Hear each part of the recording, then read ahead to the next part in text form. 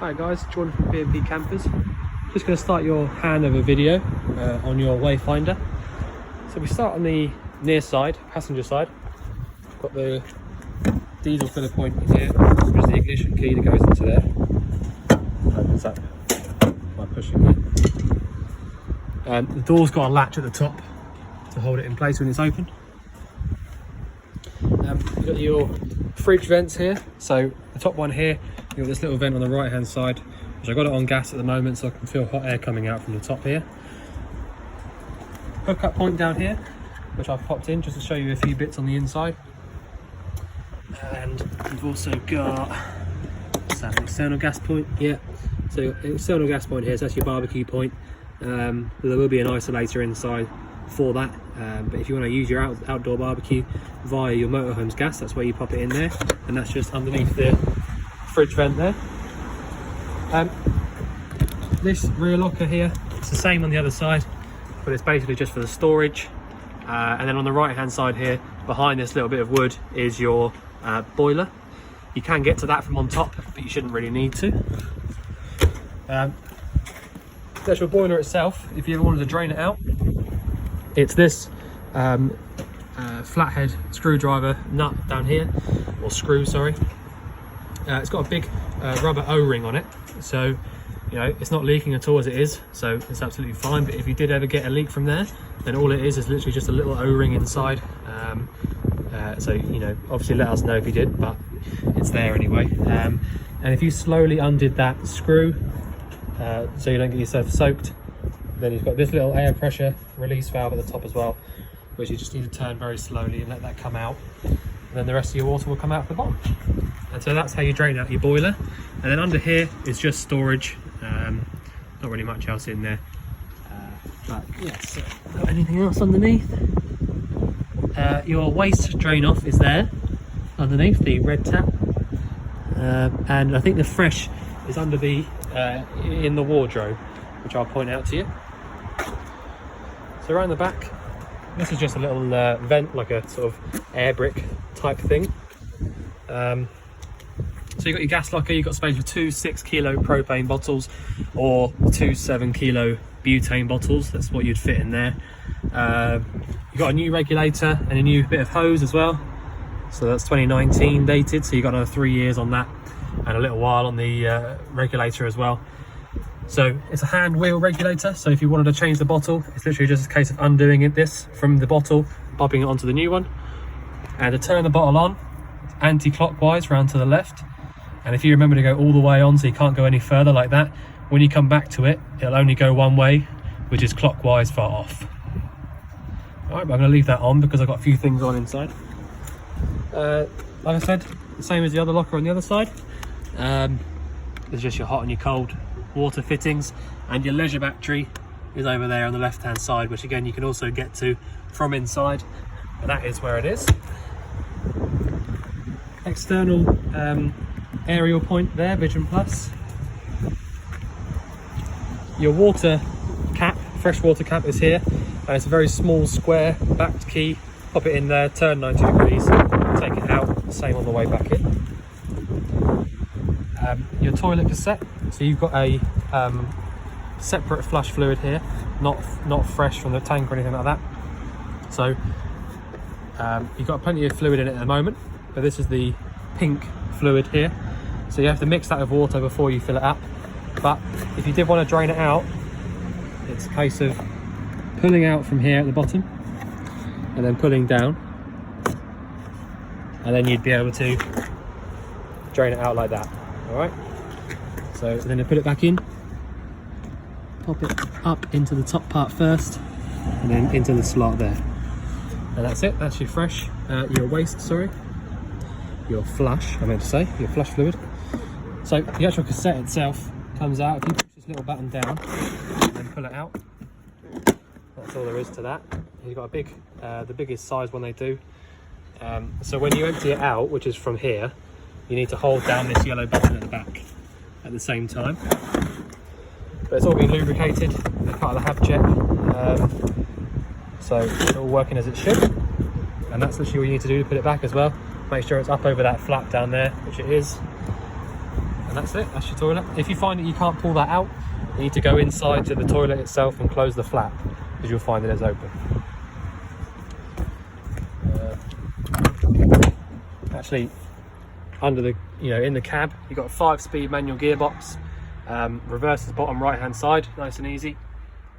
You've got your selector on the left for where the air goes, the heat gauge temperature in the middle, and the fan setting.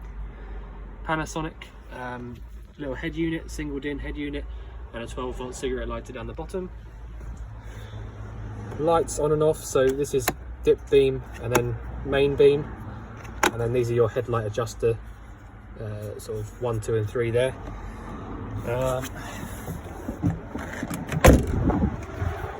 Under the bonnet, we've got the engine battery on the left hand side, brake fluid in this little reservoir here, the oil for the power steering fluid there. Your engine oil and the dipstick is in the same part in this one, so this is the dipstick, and then to actually fill the oil up you take this cap off. Engine coolant goes in this reservoir at the top, air filter under here, and your washer fluid goes in over here. Obviously it's had its full service, so you shouldn't have to touch any of that, but that is where it is. Yeah, so I've shown you around this side. I can't really show you the awning coming in and out on the video because I've only got one hand, but essentially this is the awning winder here, just on the inside of the door.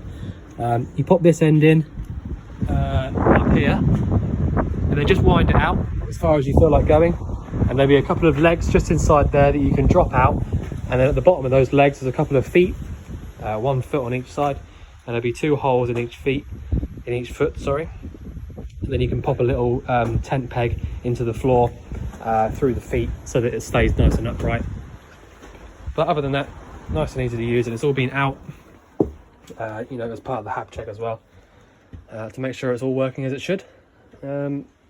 So up top, just got obviously the nice big double bed. The ladder is down the back there, and obviously it just hooks in over here. You've got a skylight at the top, which is a case of you've got one handle there and one this side as well. You just need to squeeze in like that and push up one by one, or both at the same time. It's up to you. It's just been jet washed outside, so it's nice and clean, and on the inside it's been cleaned up as well. So I'll just show you the few little bits and pieces. I'll just shut the door actually,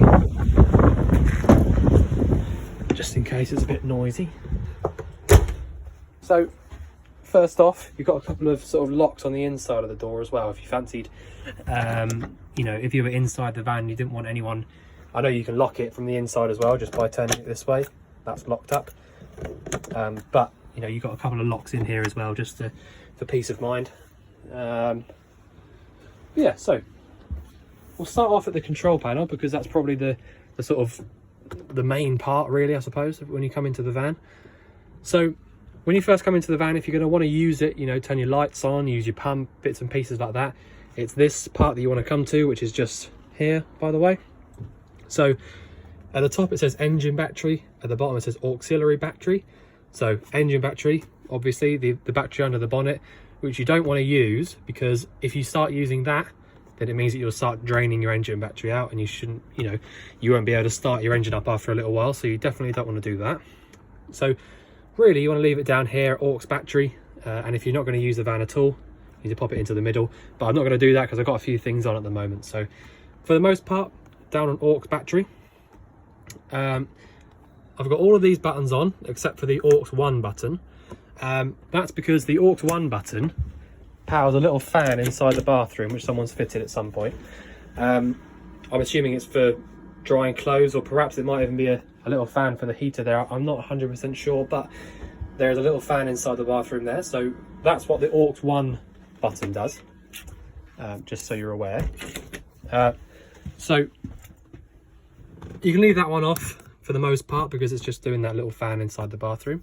You don't want to sort of drain your battery out or anything like that. Anyway, you need to have all the rest of them on. All right, so you pump, saloon lights, and aux 2, because aux 2 powers your boiler, which I'll show you in a minute. So this is how you want to have it really, if you're going to use the van generally. You've got a little water lever level meter here. personally, I just wouldn't even look at that if I was you. They're not very reliable. 9 times out of 10, if we have them and we fix them, you know, a few weeks later they'll give up again. They've never been very good. So it's only a sort of a gauge, you know, it doesn't give you an exact number or anything like that. So just, if you're going to fill the van up with water, fill it up until it overflows, and then you'll know that it's full. And if your waste tank is empty when you start using the fresh water, then you'll know that you'll know where it is, because if you're half full on your fresh, or you've run out of fresh water, then your waste tank will be full. All right, if that makes sense. You know, if you've used up all of your fresh water, then your waste tank will be full. That's all you really need to know. But yeah, anyway, you've got 4 fuses under here. They're just little 10 amp sort of glass fuses. They're just for individual bits and pieces like lights, the pump, all that kind of stuff. So if you didn't have any issues with anything at all, 12 volt wise, then obviously let us know, but it will more than likely just be one of these little fuses. You've got a 12 volt socket there and an aerial point, and also your hookup plug socket there as well, along with your TV bracket. So they're all there ready for you to, you know, use a TV if you did want to. Underneath this is your solar charge controller. So you've got a solar panel on the roof and it's constantly charging up your Leisure battery. So that's basically what that's doing.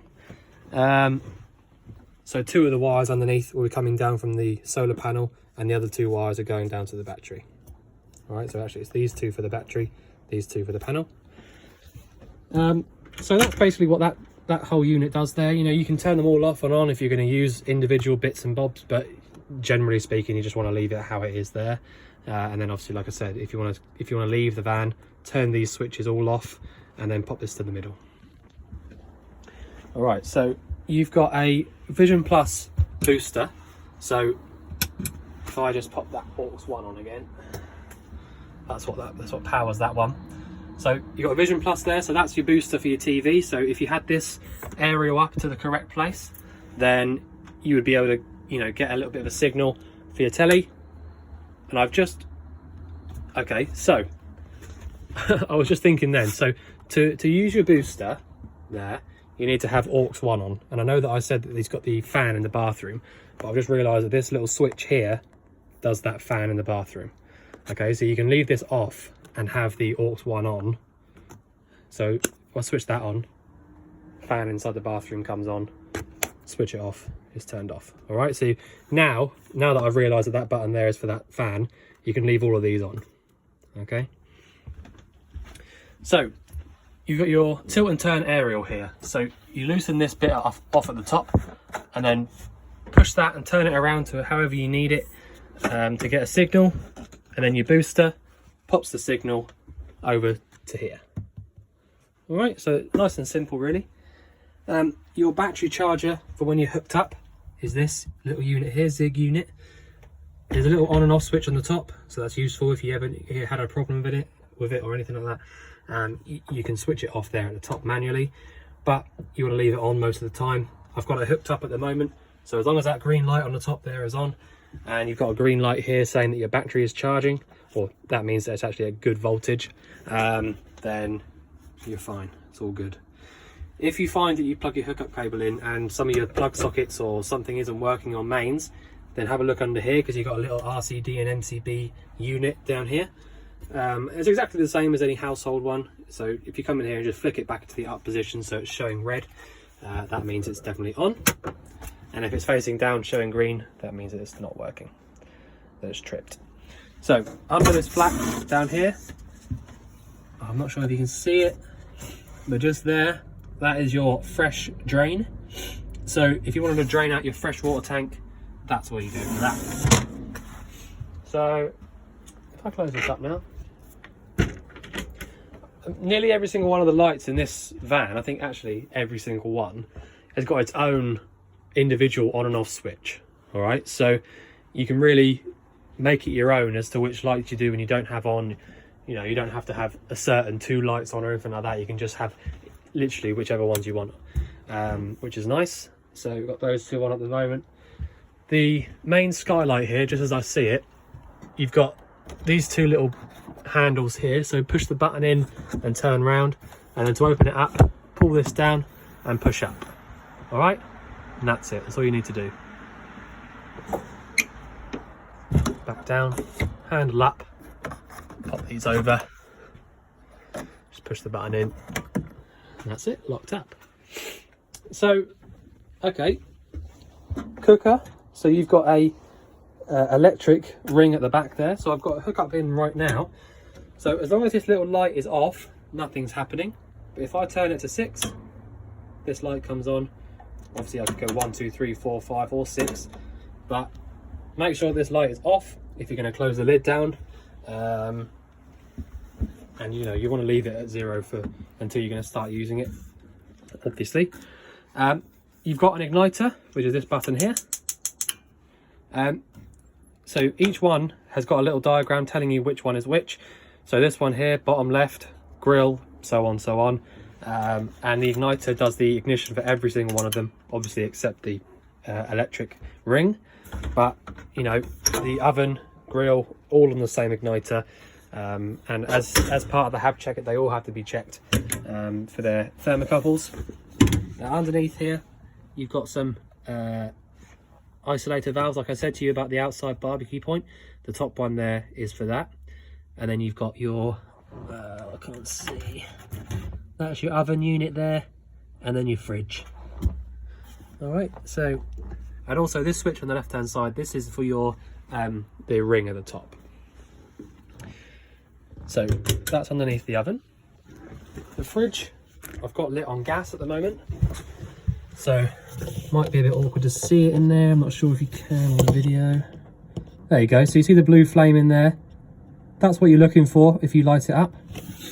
So all I had to do that is literally the same as any of these. Only difference being that the igniter is this piezo ignition here. All right, so that's the only difference. So you see at the moment, the dial is pointing, so you've got this little triangle here, the dial is pointing towards a flame. All right, so that could be anywhere on that flame, as long as it's not here, which is off, no gas, so that flame's gone out now, that's off. All right, so all you need to do is literally just turn it around and then use your igniter like that, and that's lit again. And then if I slowly let up now, and just make sure that's still lit in there, which it is, that's all you need to do. So you've got a little freezer unit in there, which is freezing cold already. I've only had it on for half an hour. So yeah, so the way these fridges work, you've got, like I said to you, you've got the gas on the right hand side, which is on at the moment. You've got this green switch here, which is for when you've got a hookup cable plugged in, which I do at the moment, so I can leave that on now if I want to and use it both ways at the same time, but it's a bit unnecessary, you don't really need to do that.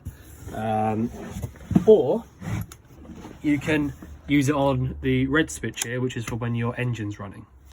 Okay, so the idea is, or the way that these work, is you need to get the fridge cold either first on the electric, like that, when your cable's plugged in, or on the gas like it is now, because the 12 volt here, the engine's running one, won't get it cold on its own.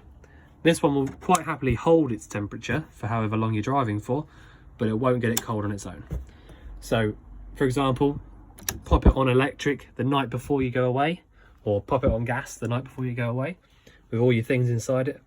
By the morning, when you come back out to it, it'll be perfectly cold, and you'll be ready to go wherever you're going just by using the red switch there. And then when you get to where you're going, red switch off, and then choose one of the other ways after that. So pretty easy once you've got the hang of it, but just remember that the red switch won't get it cold on its own. And also remember that the fridges do take a little while to get cold. All right, they don't just get cold after, you know, especially if you've got things inside the fridge. I know I just said it's got cold in there, but it's not at its proper temperature at all just yet. It's getting there, but that's because there's nothing in it. All right, so if this was full of stuff, it would probably take a good 3-4 hours to get down to temperature at least. But you know, once it is at temperature, they stay at temperature really well. but you know, they do take a little while. But to be fair, they don't use very much gas when they are on, so you know, you don't have to worry about that. And then so yeah, so turning it off, that's off, and that's it. So that's your three-way fridge, and you have got two little, if I just show you what I did there, so this little bit here is a lock, so if you push this button down, it locks in, and then push this button to release it. And you've got two holes here, so one's for a vent, to you know, just to vent the fridge out if it's wet inside. That gives it a little bit of wiggle room. The next one is fully closed up, which is you know airtight. So brilliant little fridges. Next thing I'll show you is the boiler.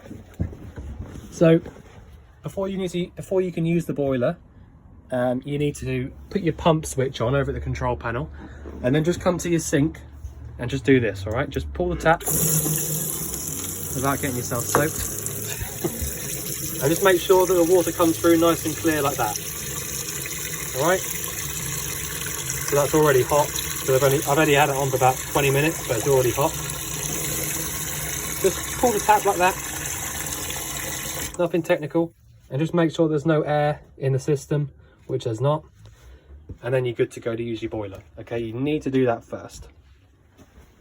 And then you can come to the boiler, because I just turned it off a minute ago, and just switch it on. This is the gas part. So this top, these are both for your boiler, okay? For your hot water. The top part, which says carver, is gas only. And the one underneath is literally just an on and off switch for the electric. All right, so at the moment, I've not got this on. I have got this button on. So the boiler is warming up the water just via the electric element, because the hookup's plugged in. All right. If I switch this off and I want to use it on gas instead, turn it on, wait for it to light up, and that's it. That's all there is to it. So as long as that green light is on, it's lit. All right, that's all there is to it. If you find that you get a little red light come up down here, all that means is that the flame's gone out. I mean, it does happen. It's not unusual for that to happen. All you need to do is literally just do this: turn it off, wait 5 seconds or so, and then turn it on again. Yeah, that's sometimes if you go to start these up, just you know, from if you drive somewhere quite a way away and then try to light it up and it doesn't work first time, maybe even 2 times, it's just normal, you know. It's just the gas working its way to it. So yeah, but that's it. You know, it's working as it should do now. And then switch it off. That's it. That's all there is to those boilers. There's nothing else that you need to remember. The heating in this fan, a space heater, Carver 4000. So it might look a little bit old school, but it's actually, you know, nice quality unit. Again, same as your fridge, you've got a piezo igniter, so a bit noisy, but you know, they work really well. So to actually make this work, you've got this little dial on the top. You don't have anything else. There's nothing else on the top. It's just this, all right? So you've got this little electric symbol on the right-hand side here. That means that's where you want this dial to be when you first light it up, okay? So what that means basically means pilot flame. So if you light it up on the pilot and then turn it around to here afterwards, then you'll get the main flame come through. So I'm gonna have to put you down for a second just to get it lit on the pilot, because I need 2 hands. But once I've done that, I will show you again and I'll put it around on the main flame. Okay, so straight away, I'm just holding it down there now, and you can see down there that it's lit on its pilot. If I lift up and round to the left, straight away, you see the main flame come in. All right, so yeah, there you go. And that's it. So as long as you got this round here, I mean, obviously you can hear it, but if you have a look through this little vent here, you can see the actual flame. So the right hand one there is the little pilot, and on the left hand side, it runs all the way along, is your main flame. And then after 2 minutes, 3 minutes, this will be at its top temperature, because that's how well they work. They literally get hot nearly straight away. In fact, I can feel warm air coming out from here right now, and I've literally had it on for about 10 seconds. So, you know, they're brilliant, but also you do have to be a little bit careful, because like I said, they do get so hot. If you start trying to put clothes on top of here, you know, you really shouldn't do that, because they do get too hot. In fact, I think there's a, yeah, look, see a little diagram in there saying don't put clothes on it, because they really are very, very hot. So, you know, that's all there is to it. You know, you just light it up on the little pilot flame symbol there, and then just turn it around. And once you're happy that it's lit up, you can lift up on the dial there. And then if I just show you, all I'm going to do is just turn it around to this button, to this little line here. But if I just show you that,